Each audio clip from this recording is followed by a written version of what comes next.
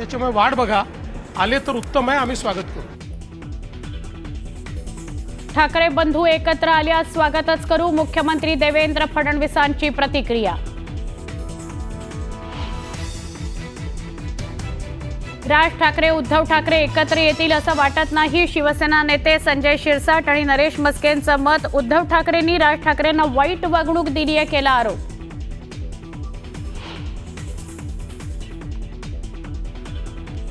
महाराष्ट्र द्रोहींविरोधात ठाकरे कुटुंब एकत्र येत असेल तर हा सुवर्ण क्षण असेल.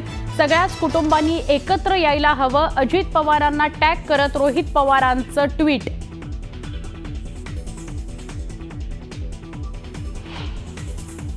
तनिषा भिसे मृत्यू प्रकरणी डॉक्टर खैसासांवर ठपका. डॉक्टर खैसास यांच्या विरोधात गुन्हा दाखल. ससूनच्या दुसऱ्या अहवालात डॉक्टर खैसास दोषी असल्याची प्राथमिक माहिती समोर. परभणीमध्ये इक्बाल नगरमध्ये लहान मुलांच्या खेळण्यावरून 2 गटात राडा. दगडफेकीत 10 ते 12 वाहनांचं मोठं नुकसान. पोलीस अधीक्षकांकडून शांतता राखण्याचं आवाहन.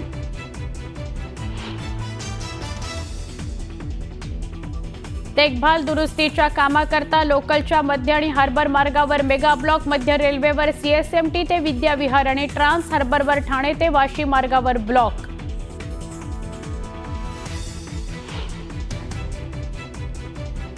नियोजित पूर्व मान्सून देखभालीचं काम 8 मे सकाळी 11 ते संध्याकाळी 5 वाजेपर्यंत. मुंबईत छत्रपती शिवाजी महाराज आंतरराष्ट्रीय विमानतळाची धावपट्टी तात्पुरती बंद.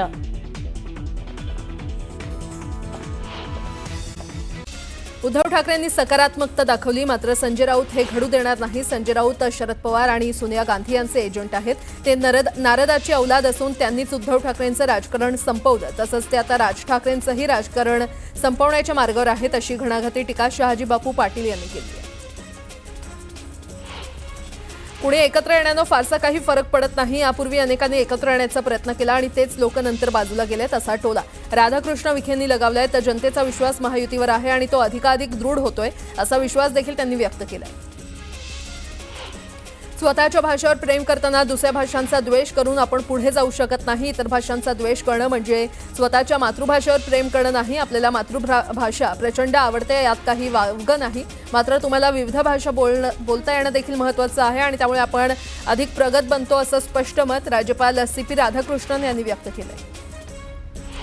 एकनाथ खडसेंना मी नोटीस पाठवली आहे, त्यामुळे नोटीसीचं उत्तर त्यांना विचारा. मी नोटीस दिली आहे, त्यांनी उत्तर द्यावं, असं वक्तव्य गिरीश महाजन यांनी केलंय. हिंदी भाषेची इयत्ता पहिलीपासूनची सक्ती अशास्त्रीय आहे. यामागे भारतीय जनता पक्षाचा हिंदी, हिंदू आणि हिंदू राष्ट्र असा विचार आहे, असा आरोप काँग्रेसचे प्रदेशाध्यक्ष हर्षवर्धन सपकाळ यांनी केलाय. राज्यातील वाळू डेपोंमधील अनियमितता, गैरव्यवहार आणि नियमांचं उल्लंघन होत असल्याच्या घटना कानावर येत आहेत. यावर महसूल मंत्री चंद्रशेखर बावनकुळे यांनी कठोर पवित्रा घेतलाय.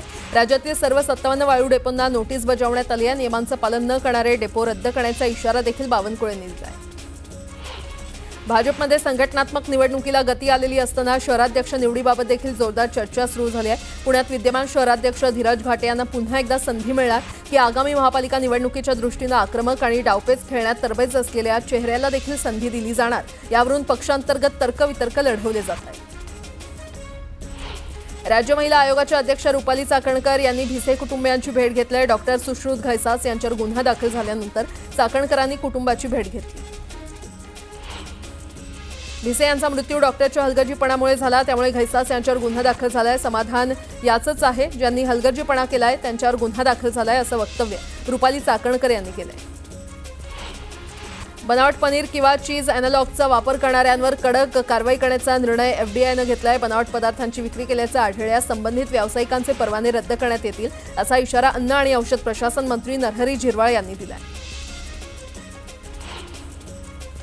मालेगाव बॉम्बस्फोट प्रकरणाचा निकाल कोर्टानं राखून ठेवला. येत्या 8 मेला कोर्ट निकाल देण्याची शक्यता आहे. 17 वर्षांनंतर या प्रकरणाची सुनावणी पूर्ण झाली आहे.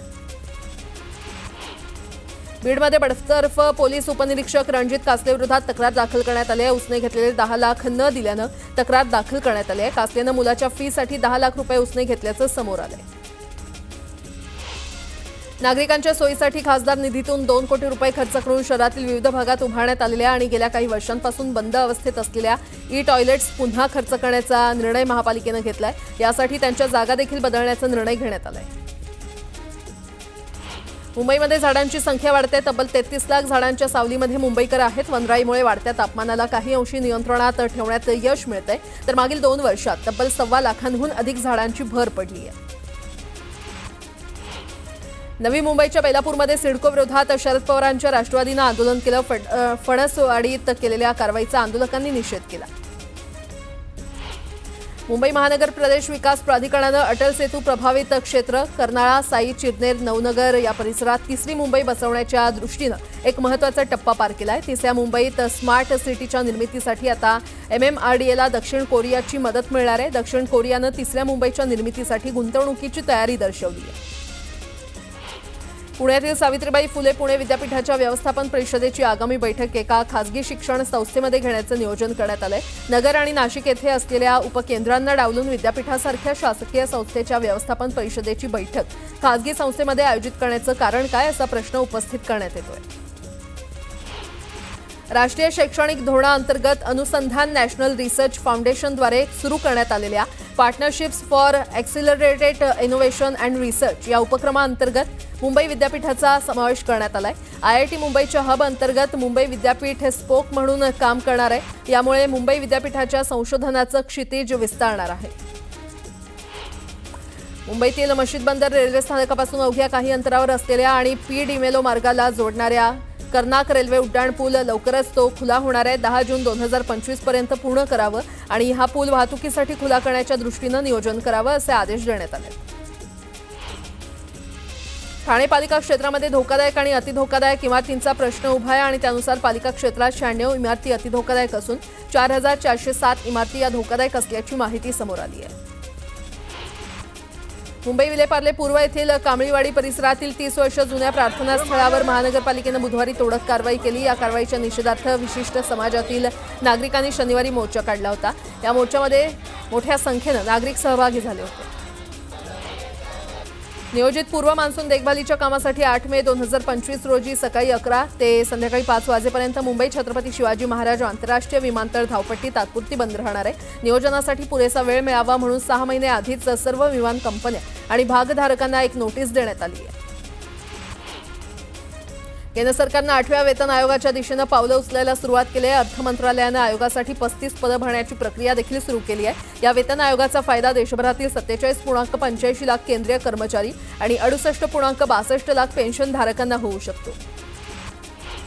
राज्यातील सर्व 199 साखर कारखाने बंद झाले आहेत। हंगामाअखेर 852 लाख टन ऊसाचं गाळप झालं असून अवघा 9.48% साखर उतारा प्राप्त करत 80,76,000 टन साखर निर्मिती केली आहे। यंदा साखर निर्मितीमध्ये 29,24,000 टनाची मोठी घट झाली आहे।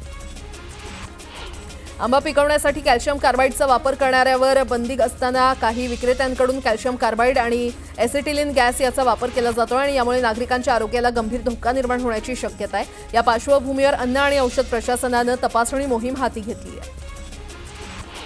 पाकिस्ताननं अवैध पद्धतीनं तुरुंगात डांबून ठेवलेल्या कुलभूषण जाधव यांना शिक्षेविरोधात अपील करण्याची परवानगी दिली नाहीये आणि त्यांना केवळ दूतावास सल्लागार सेवेची मुभा देण्यात आली आहे, अशी कबुली पाकिस्तानच्या संरक्षण मंत्रालयानं तेथील सर्वोच्च न्यायालयासमोर दिली। या कबुलीमुळे आंतरराष्ट्रीय न्यायालयानं 2019 मध्ये दिलेल्या आदेशाचा भंग झाल्याचं समोर आलंय। पालघरमध्ये स्पीडबोट चालकांकडून पर्यटकांना जीवनरक्षक जॅकेट दिलं जात नसल्याची माहिती समोर आली आहे। याचा व्हिडिओ जोरदार व्हायरल झालाय। दरम्यान या बोट चालकांवर कारवाई करण्याची मागणी केली जाते।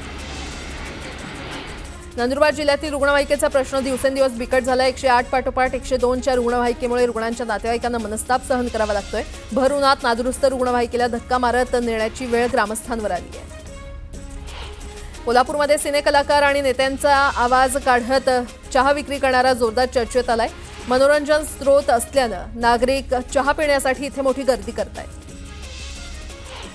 मनमाडमध्ये मानवी वस्तीमध्ये शिरलेल्या बिबट्याला जेरबंद करण्यात अखेर वन विभागाला यश आलंय। बिबट्या जेरबंद झाल्याचं वृत्त कळताच नागरिकांनी सुटकेचा श्वास घेतला।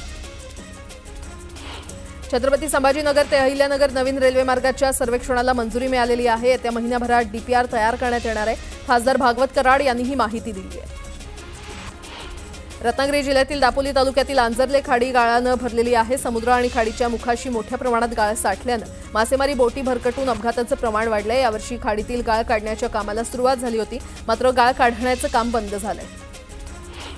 यवतमाळ जिल्ह्यातील पाचखेडमध्ये गेल्या 3000 वर्षांपूर्वीची वस्ती आढळली आहे. तथागत भगवान गौतम बुद्ध तथा सम्राट अशोककालीन मडक्याचे खापरे या ठिकाणी आढळून आलेले आहेत. एवढंच नाही तर सातवाहन राजवंशकालीन 6 विहिरी सुद्धा आढळल्यात. नागपूर येथील पुरातन विभागाच्या अधिकाऱ्यांची टीम इथे दाखल झाली असून त्यांनी उत्खनन सुरू केलंय.